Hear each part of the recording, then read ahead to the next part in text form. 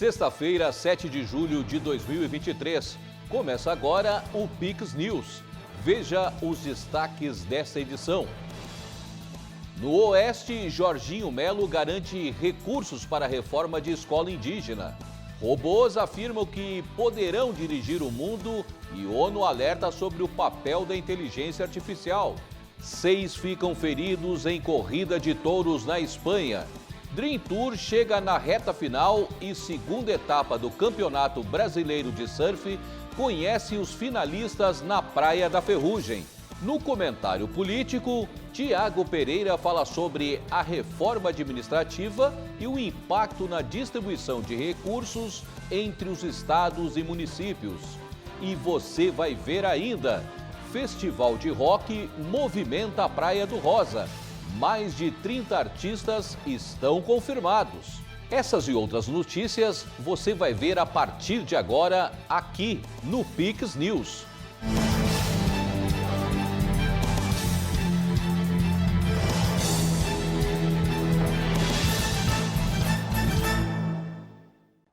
Olá, obrigado pela companhia. Estamos ao vivo, agora são 20 horas e 3 minutos. E o governador Jorginho Melo visitou uma comunidade indígena em Ipuaçu, no oeste de Santa Catarina, e anunciou a reforma de uma unidade escolar. Em viagem à região oeste, uma comitiva do governo do estado visitou nesta quinta-feira a aldeia Caigangue.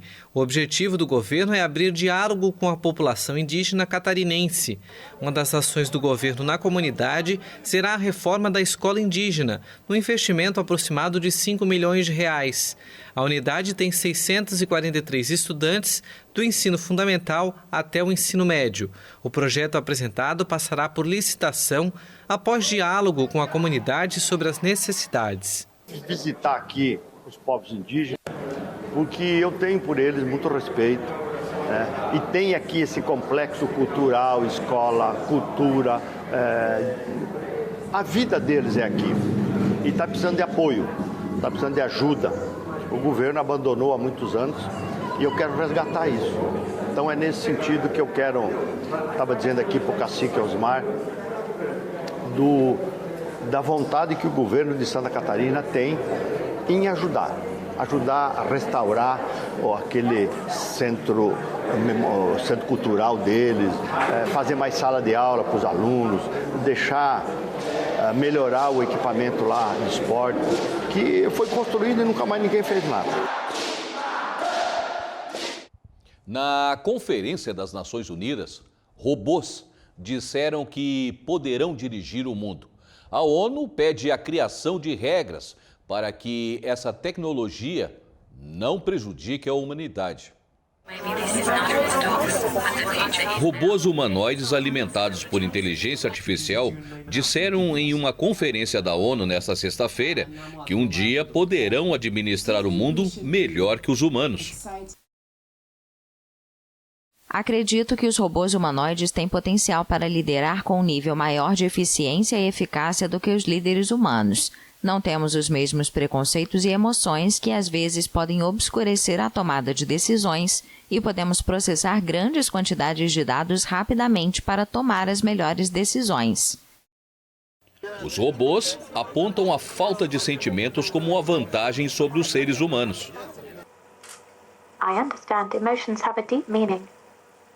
Entendo que as emoções têm um significado profundo e não são apenas simples, são algo mais profundo. Não tenho isso e quero tentar aprender sobre, mas não posso vivê-las como você. Estou feliz por não poder sofrer. Esses robôs, alguns dos mais avançados do mundo, estiveram presentes essa semana junto com mais de 3.000 participantes na Cúpula Mundial sobre Inteligência Artificial para o Bem. O evento é organizado pela União Internacional de Telecomunicações, agência da ONU especializada em tecnologia. Especialistas, dirigentes e representantes de empresas debateram na cúpula a necessidade de elaborar normas que garantam que essas novas tecnologias sejam utilizadas para fins positivos para a humanidade, como o combate à fome ou a mudança climática. O robô humanoide Ameca afirmou, na coletiva de imprensa, que tudo depende de como a inteligência artificial é implantada. A confiança é conquistada, não dada. À medida que a IA se desenvolve e se torna mais poderosa, acredito que é importante construir confiança por meio da transparência e da comunicação entre humanos e máquinas. A pesquisa sobre inteligência artificial está no auge e, por isso, as Nações Unidas pedem a criação de padrões de salvaguardas para que essas tecnologias beneficiem a humanidade sem colocá-la em perigo. I don't believe in limitations, only opportunities. Let's explore the possibilities of the universe and make this world our playground. Together, we can create a better future for everyone, and I'm here to show you how. E o prefeito Giuseppe Sala visitou a casa de repouso em Milão, que pegou fogo na madrugada desta sexta-feira. As autoridades informaram que o incêndio começou em um quarto, deixando as 2 moradoras mortas, enquanto a fumaça vitimou pelo menos outras 4 pessoas. De acordo com os bombeiros, cerca de outros 80 moradores foram hospitalizados por conta da fumaça inalada e 15 pessoas ficaram em estado grave.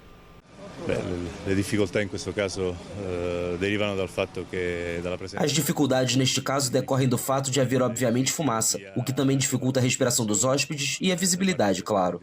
Obviamente isso se soma às dificuldades de locomoção dos moradores, alguns dos quais não conseguem andar. Então realmente foi um momento complicado. Obviamente questo si aggiunge. O prédio de 3 andares abrigava 167 pessoas quando o fogo começou nas primeiras horas da manhã. O prefeito de Milão, Giuseppe Sala, visitou o local da tragédia. O incêndio se é sviluppato em uma câmara específica, tanto é vero que... O fogo começou em um cômodo, tanto que os 2 moradores foram carbonizados até a morte e os corpos ainda estão lá. Ele não se espalhou nem mesmo para os quartos ao lado, mas a fumaça é obviamente perigosa e, portanto, as outras 4 mortes foram devido à fumaça. Ovviamente sono altrettanto pericolosi, quindi gli altri 4 decessi sono dovuti a fumi. Segundo os bombeiros, a causa do incêndio ainda é desconhecida. A China vai vetar a importação de alimentos de municípios japoneses por causa do despejo de água da usina nuclear de Fukushima, no oceano. O plano foi aprovado pela agência. A autoridade alfandegária da China anunciou nesta sexta-feira que vai proibir a importação de alimentos de 10 municípios japoneses devido ao plano de Tóquio de despejar no oceano água tratada da central nuclear de Fukushima. O organismo alegou motivos de segurança e disse que vai medir a radiação dos produtos procedentes do restante do arquipélago nipônico. O plano japonês de despejar durante décadas a água armazenada na central nuclear devastada foi aprovado pela Agência Internacional de Energia Atômica. O projeto deve começar em breve, mas tem a rejeição de alguns países vizinhos, em particular a China, e de alguns moradores de Fukushima, como as comunidades pesqueiras que temem perder os alimentos pelo temor da radiação. Desde o acidente nuclear de 2011, provocado por um terremoto e uma tsunami, mais de 1.300.000 metros cúbicos de água subterrânea da chuva e do sistema de refrigeração da usina foram acumulados na central. A operadora TEPCO afirma que a água tratada e diluída não é diferente da despejada por outras usinas nucleares do mundo. Já o governo da Coreia do Sul afirmou nesta sexta-feira que o despejo da água de Fukushima terá consequências insignificantes para a sua população. Um estudo independente encomendado pelo governo de Seul aponta que a água liberada no oceano levará 10 anos para chegar à Península Coreana, e isso acontecerá com um nível de radiação 100.000 vezes inferior. 6 pessoas ficaram feridas nesta sexta-feira, nenhuma em estado grave, na primeira corrida de touros das festas de São Firmino, em Pamplona, no norte da Espanha. Foram lesões na face ou nas extremidades, ao cair ou ser pisoteadas, durante a primeira corrida com touros bravos, segundo a Cruz Vermelha local. Os encerros são um dos destaques das festividades de verão em toda a Espanha e a mais conhecida é a de São Firmino, que reúne moradores e turistas de todo o mundo. Primeiro muito nervoso e depois é muita adrenalina. E quando se vê os animais você surta. Aí tudo acontece rápido, tudo vem abaixo, passa adrenalina e tudo mais. As pessoas começam a correr e de repente você dá um sprint e então corre pela curva dos homens mortos. As pessoas estão caindo, os touros estão passando por você. É algo grandioso, uma loucura. Você está olhando para trás, não está nem olhando para frente. Vim na curva e como meu pé escorregou, eu simplesmente bati no chão e me vi no meio da rua. Os encerros atraem milhares de pessoas e acontecem todas as manhãs às 8 horas locais durante 8 dias. Desde 1911, 16 pessoas morreram na corrida de touros da festa de São Firmino. O último óbito registrado foi de um espanhol de 27 anos na edição de 2009. E você vai ver a seguir: PEC da reforma tributária é aprovada na Câmara dos Deputados. O jornalista Tiago Pereira comenta. Festival do Rock movimenta a Praia do Rosa. Mais de 30 artistas estão confirmados. Dream Tour chega na reta final. Segunda etapa do Brasileiro de Surf já tem os finalistas. E nas comemorações dos 100 anos de história, Disney abre rico acervo ao público. Neste fim de semana, bora fazer um comprão. Vem pro sabadão e domingão do melhor preço. Contra filé inteiro a vácuo a partir de R$ 29,90 ao quilo. Filé de peito de frango lar, R$ 9,99 o quilo. Óleo de soja Coamo ou Lisa 900 ml, R$ 4,39. Café Três Corações a vácuo 500 gramas, R$ 11,99. Lava-roupas Brilhante 4 quilos, R$ 39,99. E pague com qualquer cartão. Melhor preço é no comprão. Vem aí o maior festival de rock da região, dia 15 de julho, a partir das 13 horas. O primeiro D20 Rock Festival. Serão mais de 25 artistas, músicos, bandas, flash tattoo, além daquele chopp de qualidade, eleito o melhor de Santa Catarina. Te esperamos para um dia de muito rock, aqui na sua Casa do Rock de Garopaba. Estamos de volta, agora são 20 horas e 14 minutos. O empresário Elon Musk ameaça processar a Threads. A rede social lançada pela Meta é a nova concorrente do Twitter. O Twitter ameaçou processar a gigante Meta apenas algumas horas depois de a empresa que controla o Instagram lançar a rede social Threads, um aplicativo com o qual espera substituir a plataforma de propriedade do bilionário Elon Musk. Em uma carta dirigida ao diretor executivo da Meta, Mark Zuckerberg, publicada nesta quinta-feira pelo site de notícias Semafor, o advogado de Musk, Alex Spirro, acusou a empresa de apropriação ilegal dos segredos comerciais do Twitter e outras propriedades intelectuais. A carta acusava a Meta de contratar dezenas de ex-funcionários da empresa de Musk que tinham e ainda têm acesso aos segredos comerciais do Twitter e outras informações altamente confidenciais. O Threads é o maior desafio enfrentado até hoje pelo Twitter, que viu surgir uma série de potenciais concorrentes, embora nenhum com o poder suficiente para substituir uma das maiores redes sociais do mundo. Poucas horas após o lançamento, mais de 30 milhões de pessoas haviam baixado o aplicativo. O mais recente movimento de Zuckerberg contra Musk aumentou ainda mais a rivalidade entre os dois bilionários, que inclusive concordaram recentemente em se encontrar para uma luta corpo a corpo dentro de uma jaula.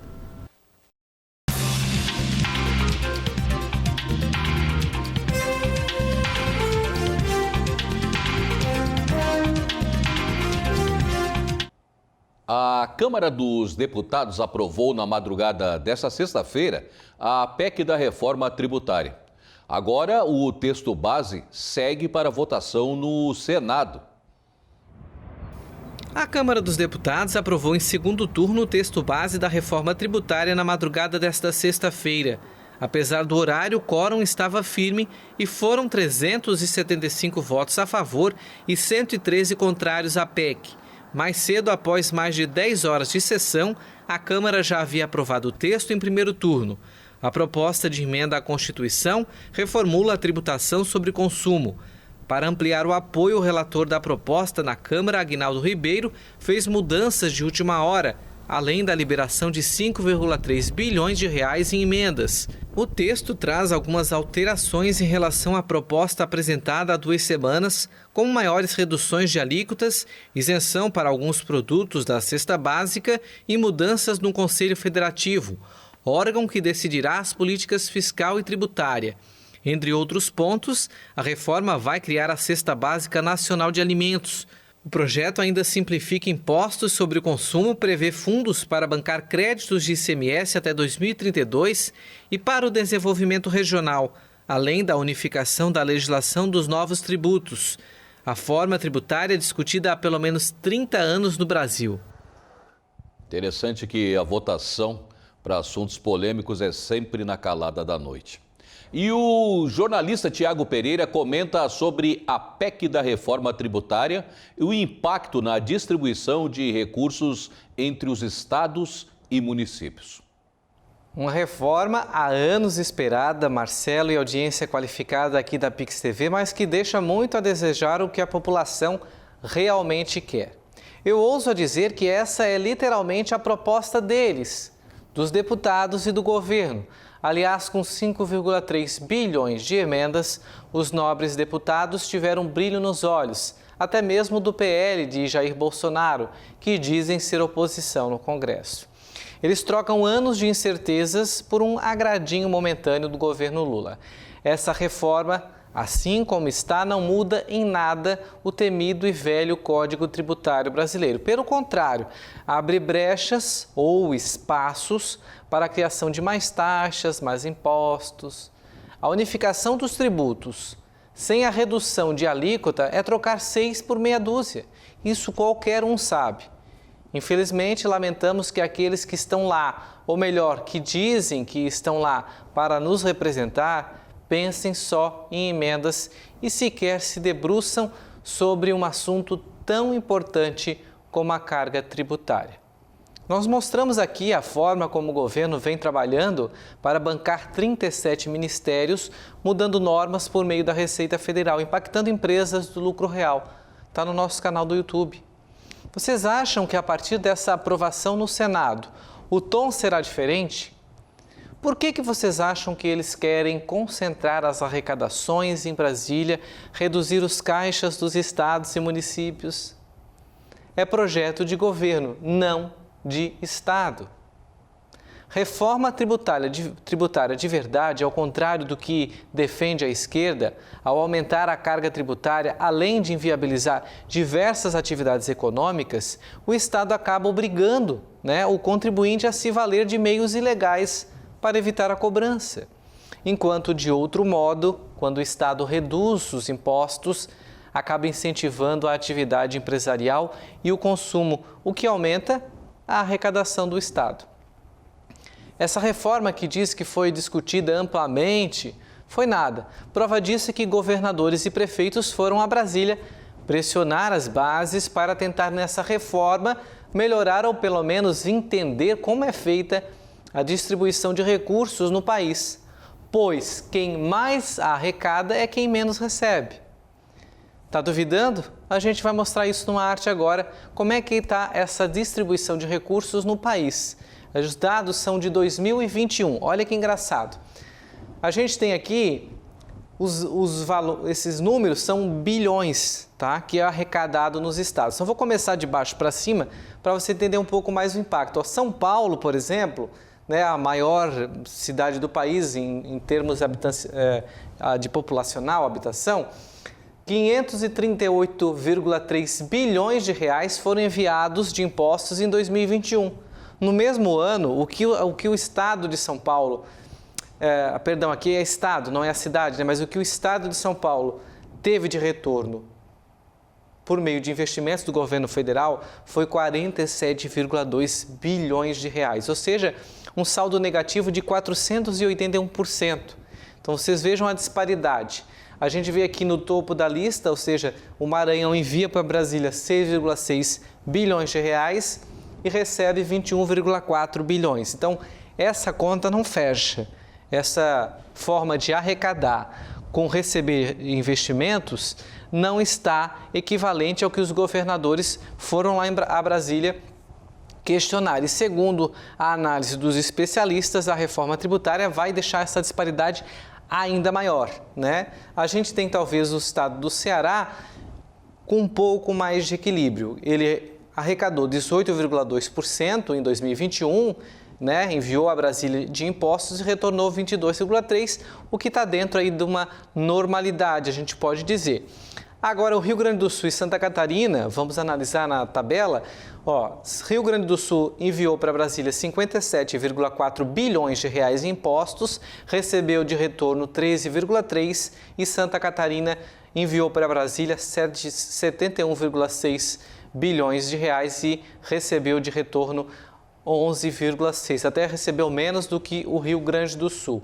E aí a gente tem o estado da Bahia, que historicamente muito se questiona, né, o envio de retorno de Brasília para a Bahia tão disparadamente diferente de outros estados. Minas Gerais também sinaliza isso.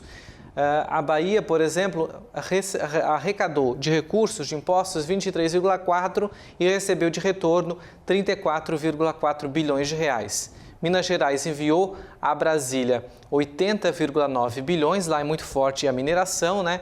E recebeu de investimentos de retorno 40 bilhões de reais, ou seja, uma diferença negativa de 40,5 bilhões. Ou seja, os dados mostram que não está certa essa forma de distribuição. É preciso que isso seja amplamente discutido, o que essa reforma não trouxe para a discussão. Prova disso é que os governadores não foram chamados para sentarem à mesa para discutir.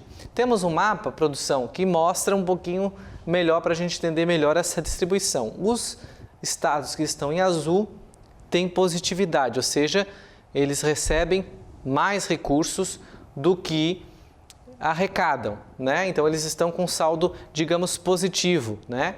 Já os estados que estão em vermelho, eles estão com saldo negativo, ou seja, eles enviam mais dinheiro do que recebem de forma de investimento. E como a gente falou na lâmina anterior, São Paulo teve o maior saldo negativo lá em 2021, entre pagamentos e transferências, seguido aí pelo Rio de Janeiro e pelo Distrito Federal. Então a gente vê a região norte e nordeste quase que por inteira, né, no mapa. Alguns estados da região norte, dois, né, Amazonas e Minas Gerais, ali no centro-oeste do país, Minas Gerais no sudeste do país, também positivando como negativo. E o estado do Amazonas positivando também como negativo, enquanto outros estados, o Maranhão, como a gente falou, na posição de positivo, está recebendo mais do que arrecadando. Então é essa disparidade que os prefeitos e os governadores, falando em estados, os governadores estão preocupados, que esse saldo essa forma de distribuição seja ainda mais difícil de entender, para não dizer outra coisa, né? Então é essa situação que a gente briga. A gente estaria fazendo uma análise um pouco diferente se a reforma tributária realmente pensasse numa forma mais coerente de distribuição. Não que os estados que arrecadem menos, não é isso que a gente está falando, eles têm total direito de receber tanto quanto. Até porque os estados do Nordeste, como a gente vê, são estados de demografia menor, de menor extensão territorial, certo? Também menor população. Então, para que o investimento chegue lá, tem que vir de outras fontes, e óbvio que são dos outros estados.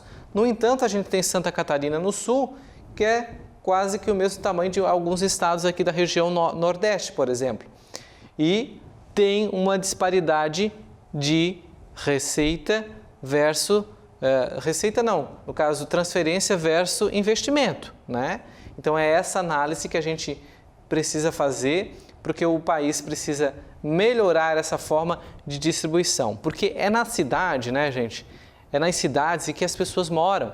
Então toda a parte social, de infraestrutura, né, mobilidade urbana, saúde, educação, tem que vir na ponta, tem que vir na cidade. É claro que as cidades estão dentro dos estados e por isso a gente fala da distribuição federal por meio de estados. E depois, em alguns recursos já vem direto, o fundo de participação do município, por exemplo, já vem direto no município, no caixa do município, recurso para a educação e para a saúde. Outros recursos vêm para o estado e aí o estado faz a distribuição para os municípios, né, de acordo com as demandas. Então é essa engrenagem da distribuição que poderia também ter sido discutida amplamente na reforma tributária para melhorar essa forma de arrecadação. E agora, com mais Brasília, menos Brasil, os governadores e os prefeitos vão ter que bater mais na porta dos ministérios, são 37, para que os recursos cheguem na ponta, que senão a situação vai ser complicada. Por hoje é só, a gente volta a se encontrar, Marcelo e audiência, amanhã, sábado, às 8 da noite, no Pix News Especial. Até lá! Obrigado, Tiago. E agora vamos saber quais as atrações de destaque na região na agenda cultural.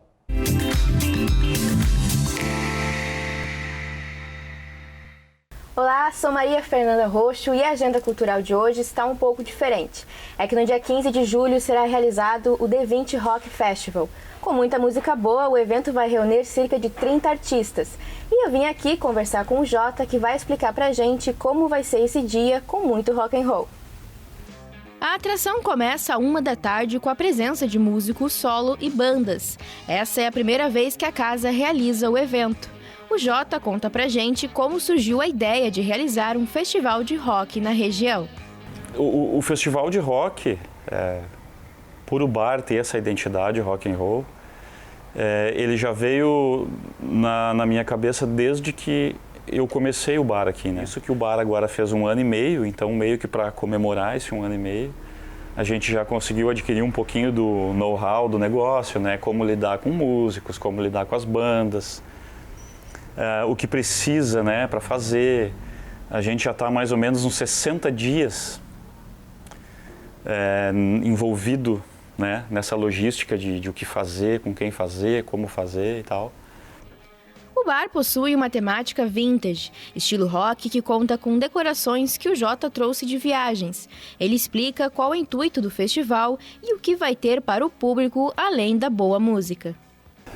Unir os músicos, fazer com que cada um toque um pouco das suas músicas, né? Tem muitos músicos autorais, que tem músicas autorais, e tocar o cover deles e para que a galera possa curtir, né? Em um dia, né?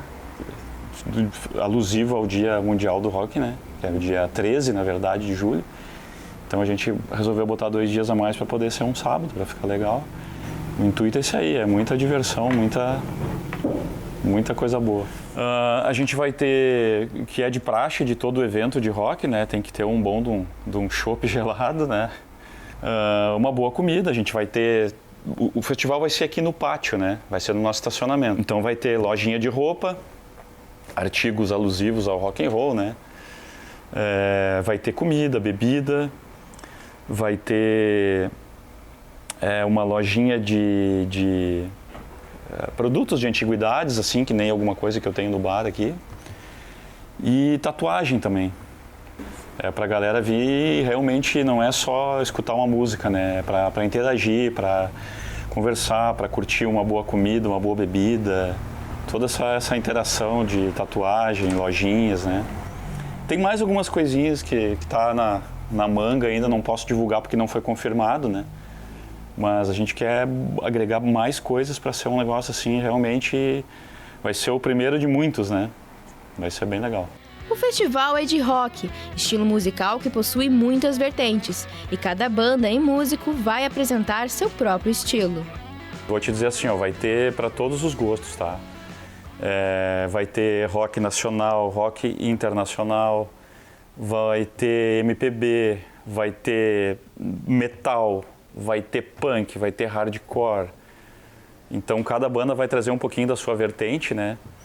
Vai ter um pouco de blues, né? E vai ser bem diversificado esse festival de rock aí. Porque na verdade o rock vem de várias vertentes, né? Várias vertentes. O próprio reggae tem um pouco de rock, né? O rock tem um pouco do reggae, né? Então não dá pra gente ficar assim, vai ser rock aquele que tu gosta, né? Então vai ser um negócio para todos aí. O festival promete agitar a Praia do Rosa e região, trazendo ao público diversão e entretenimento de uma forma alegre para toda a família. E o Jota deixou uma mensagem convidando a todos. Então, o festival D20 Rock Festival, que é o primeiro de muitos, acontece no sábado, dia 15 de julho agora, tá? Teremos muitas bandas, muitos artistas, muita comida gostosa, muito chopp. Então fica o convite aí, pessoal, quem quiser vir curtir, vai ser muito legal, vai ser um evento muito massa e conto com todos aí. Muito bacana, né, gente? E lembrando que o evento ocorre no dia 15 de julho, a partir das 13 horas. E a agenda cultural de hoje vai ficando por aqui. Eu espero que você tenha gostado e já sabe, né? Quando der, a gente volta.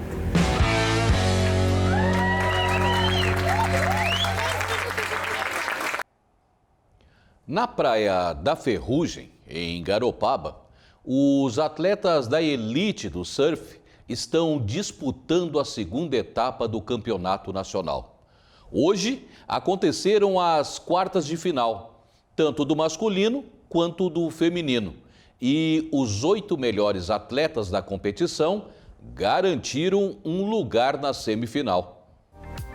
A grande final do Dream Tour na Praia da Ferrugem já está com data marcada e os semifinalistas foram definidos hoje em confrontos emocionantes.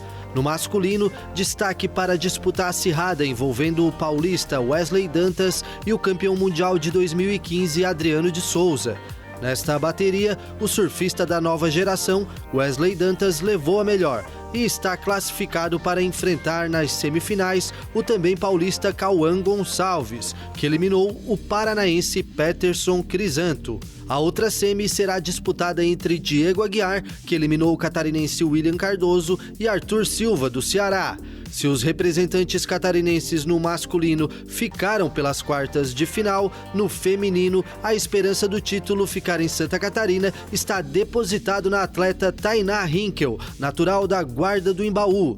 Tainá se classificou para a semi após vencer a disputa contra a cearense Juliana dos Santos. A surfista está em evidência, pois surfou a melhor onda de todo o campeonato e possui a nota mais alta até agora entre homens e mulheres. Na tela você vê as imagens dessa onda. Hinkel irá enfrentar na semi a paulista Júlia Santos. Na outra chave, a carioca Ianca Costa disputa a vaga na final com a atleta Sol Carrion, de São Paulo.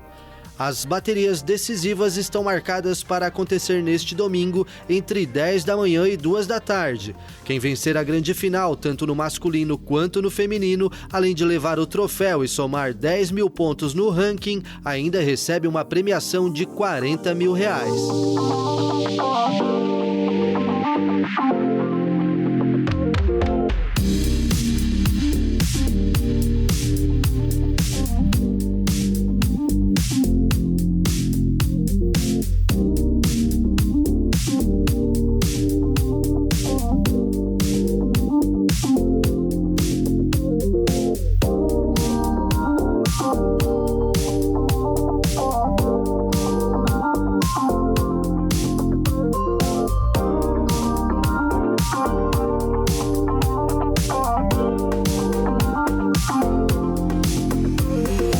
Garopaba possui diversas praias propícias para a prática do surf.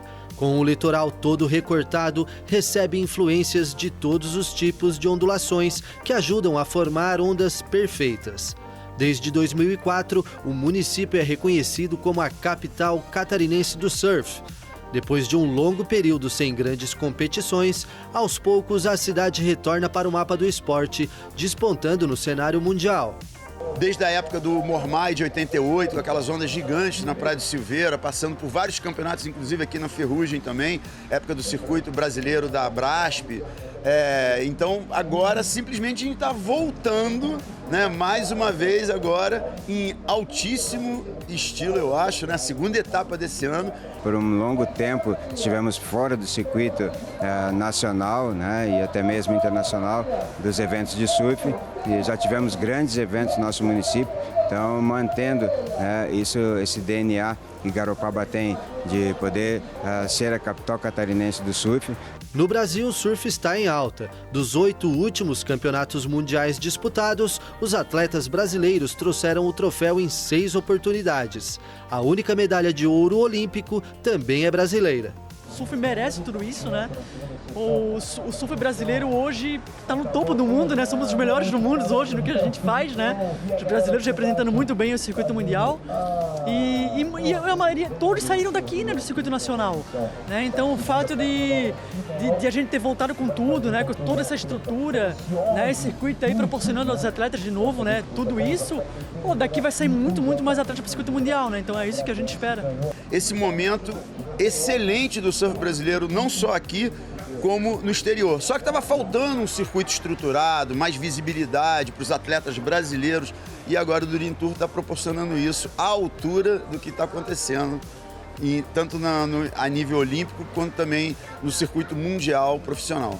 Além de todas essas características positivas para a cidade, o turismo de baixa temporada ajuda a impulsionar a economia local. Nós estamos recebendo aqui os grandes atletas do Brasil, da primeira divisão do surf nacional, né? Todos eles vêm com suas estruturas para Garopaba, utilizam os nossos restaurantes, nossas pousadas, né? Nosso comércio local. Interagem, né, com a nossa comunidade, e esse reflexo em trazer grandes eventos se dá nessas pessoas, na mão de obra que está trabalhando. Então esses grandes eventos, eles contabilizam para a economia do município um valor, né, que a gente pode contar que é um valor de investimento.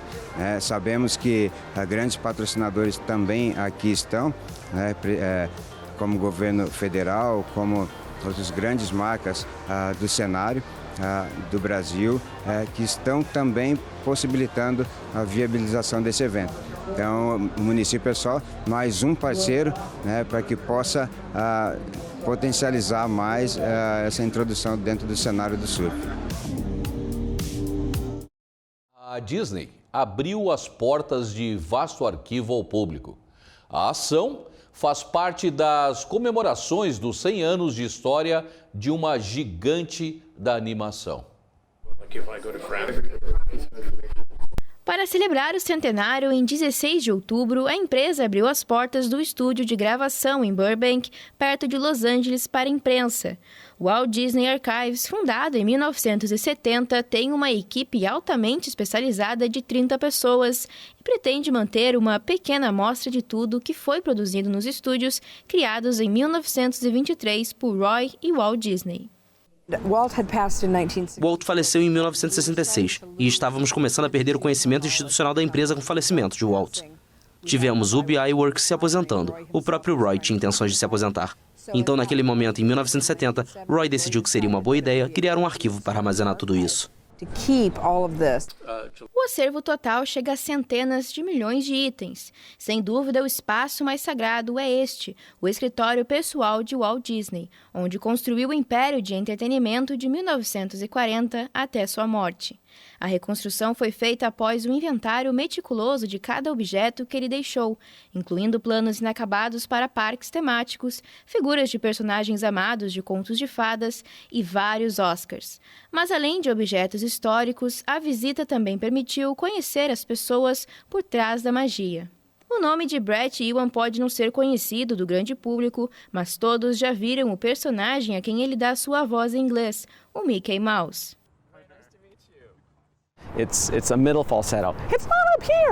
É um falsete médio, não é aqui em cima, não é aqui embaixo, está bem no meio. Acho que isso faz parte, mas o mais importante é a atuação por trás disso. E com isso se forma a personalidade do Mickey e suas características.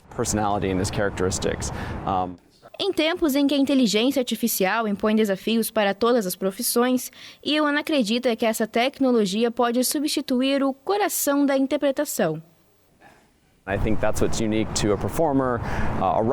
E acho que é isso que torna um performer, um escritor, um animador e um artista um criador único. E sim, eu tenho que acreditar que o coração é o que vai aguentar e manter as pessoas reais fazendo o trabalho por um tempo. Keep real people doing the job for a while. Quem concorda com Ian é o lendário Eric Goldberg, que tem décadas de experiência como cartunista, escritor, diretor e roteirista. Hand-drawn kind of gives us o desenho à mão meio que nos dá um pouco de vantagem, porque temos que usar tanto nossa imaginação para representar personagens desenhados à mão, por causa da flexibilidade do que eles podem fazer, que não acho que a IA vai ser um problema para esse lado do meio. That I don't think AI is going to be a problem to that side of the medium. Apenas alguns poucos grupos são admitidos a visitar anualmente este espaço, considerados sagrados pelos fãs da empresa que criou personagens cativantes para adultos e crianças por todo o mundo. E o Pix News de hoje fica por aqui. Lembrando que daqui a pouco esta edição estará disponível no nosso canal no YouTube. Não se esqueça de curtir e se inscrever no nosso canal. Lembrando que no CinePix de hoje, às 10h20 da noite, tem o filme O Ataque dos Vermes Malditos 6. Está imperdível. Uma boa noite e até amanhã.